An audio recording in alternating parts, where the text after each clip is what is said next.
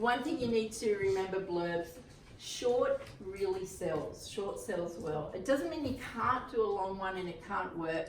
Remember, we can always break those rules if we do it very well. But short ones can be super intriguing, and I'm going to show you some really short ones.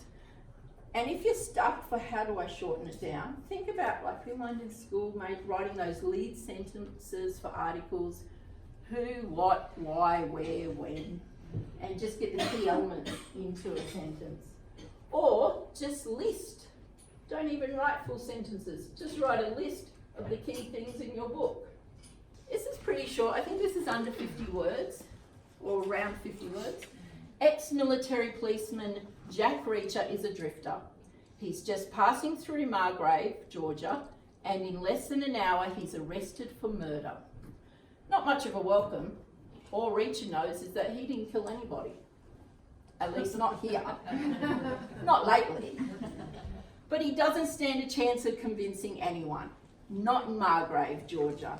Not a chance in hell. That is super short. That is an excellent blurb. Let's have a look at the voice that they created with this. We got Jack Reacher's voice in this. It's not told from Jack Reacher's point of view, but we get his voice. And we get it in the, at least not here, not lately.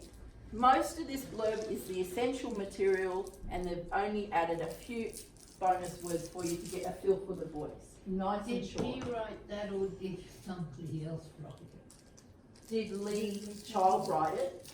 I couldn't tell you, like I haven't snuck into his house and not lately, and checked his computer, so I can tell you there are possibilities to pay people to write your blurbs. That's the whole thing. There are people who specialise in writing copy, and you can have a look at some of those places. There's some sites online that you can check out where people write your blurb for you, and even if you don't like it, it might give you something that you could then work with. Absolutely. But even if you are going to pay someone to write your blurb, I think it's a good exercise for you to sit down first and try and write your blurb.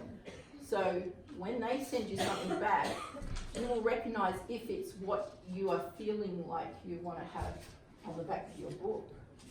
So let's just check he's got the other information in there. Character: ex-military policeman, drifter. Setting: Margrave, Georgia. Conflict: he's arrested for murder. That's a pretty big problem. He doesn't go on about it. It's in a very part of a sentence. We all know what that means. We all know that's bad news. Now I want to show you a really short blurb that, again, is a book I purchased because of the blurb. One day, one city, 12 murders. What a fantastic blurb. They do not get the character in there for me. However, as a reader of crime, I would know there's going to be a detective because we have the murders. Too many murders, Colleen McCullough, one day, one city, 12 murders. This is what I mean by, if you want to have a practice of one, try just writing a short list of the key things in your book. This one is something that inspired me when I wrote my child's crime story, which also has murder. But it's a dog show, so if anyone's ever been to a dog show, you would understand that murders probably do happen there. So in my blurb, I start with a lost dog, a stolen dog, a mysterious will. It all equals murder. So I'm letting the reader know, and it's especially very important if you're writing a children's book, if there's a murder in there, you want to make sure the parents can tell there's a murder in there. So I made sure the word murder's on here, the word murder's on here, just so there's no misunderstanding. However, it's a cozy book, no one sees a body. The murder isn't even the crime that the child's trying to solve. They're trying to solve the lost dog crime. Like, who cares about a murder? That's a background thing that they happen to solve at the same time. It's about the dogs. It's about the kids and the dogs. But you'll see how I was inspired by that background with the list. What is your point of difference for your story? So there's a lot, for example, there's a lot of cozy mysteries. So I would point out that mine isn't just a cozy mystery, it's set at a dog show world. So you want to think about what is it that's the niche of your story. What's a bit different? What's a bit quirky about yours? And you want to use language that suggests it. It's really good if you can get this in the form of a review to put on it so that you're not so much saying it. So you can't go too far with this language because otherwise you sound a bit like a wanker talking about yourself. You know, on your dating site, I'm unique, refreshing, unusual, exceptional. It's really good if you can get someone else to write that as a testimonial on the back of your book.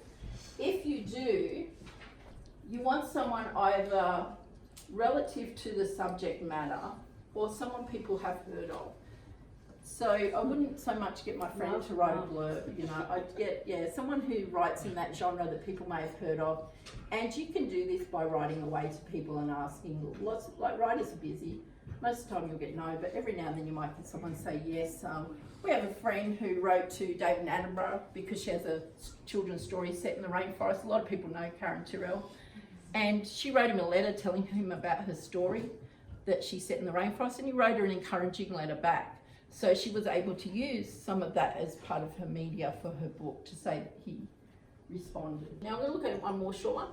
The other time you can be really short is if you're writing in a series that people already know.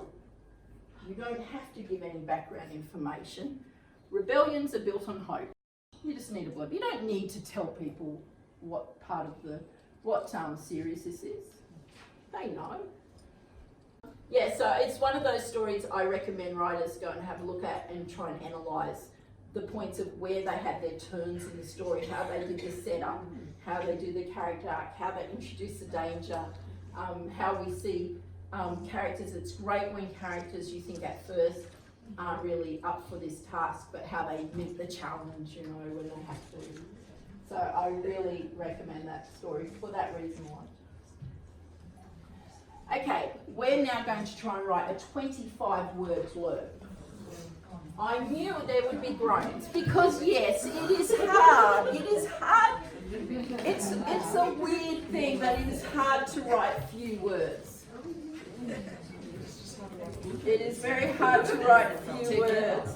There's that whole analogy if I was going to write you a short letter but I didn't have time, so I had to write you a long one instead. We know. But you can do this.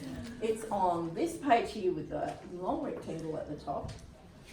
And it says, my story is unique because what's the key point of difference for your story to the big genre that it is? If there's lots of action stories, what's a little bit different or quirky about your story? It could be a character, it could be a setting, it could be something that happens in it. What's different? Try to write a blurb now. Remember, character, setting, problem.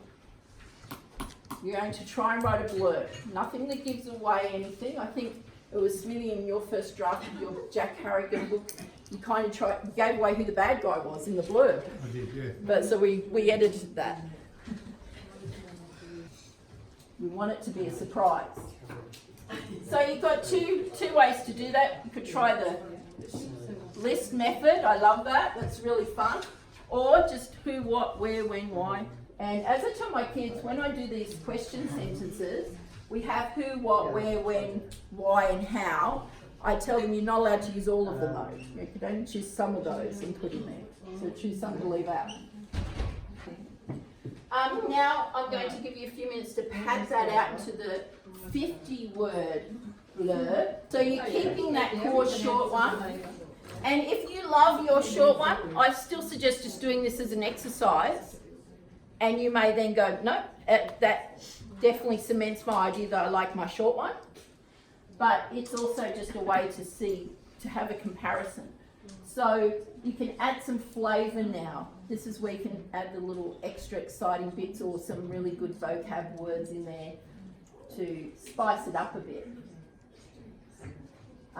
So you can use those examples. I can go back over those examples if you like. Or what you can do, I do recommend reading a lot of blurbs in your genre and not in your genre when you are writing a blurb. So for example, the blurb that I showed you that was a short list, that was a thriller crime novel, but if you're writing a romance, you could still steal that idea. So sometimes read some blurbs that aren't in your list what you can do is, I like going into bookshops, just picking up books, and I do this. I pick up books and I keep going until I find something really short. Then I read it. I have a think about what did I like about it. You can go to the library, grab a whole pile of books, sit there, make notes just of the lines that you really liked, and then change those lines with your details. Now, I'm not saying copy someone's work.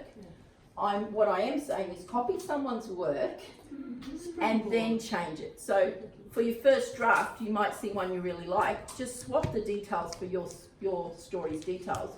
Don't publish that one, but it gives you a feel for how to get the language right and how to get that rhythm right, and then you'll write your own and you'll have a better feel for it. It's like one of the tips, if you want to learn a certain type of poetry, we're taught to copy poems out, because you get a feel for the rhythm when you're copying them out.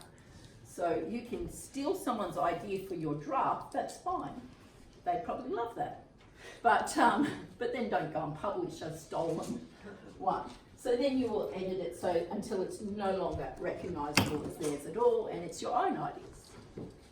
So you can also go on your phone and look up Amazon and that, and look at the backs of books, check out some books that are in, look at the bestsellers. Have a look at which books are selling bestsellers. What you usually find, I did go back a few editions to find that Lee Child blurb, because what you'll usually find now, Lee Child's book, if that one comes out now, there's no blurb. It's just testimonials all the way down the back of the book, because he doesn't need a blurb. Stephen King doesn't need a blurb. You're buying the book because it's a new Stephen King book. And then they'll have the blurb on the inside cover in case you're interested. But if you guys, unless you are really well known in some area, I don't recommend not having a blurb at all. I think that, you build up to that stage. But you can have it short and have some testimonials. Or prove me wrong, have no blurb, and that might work too. I think there are no set rules.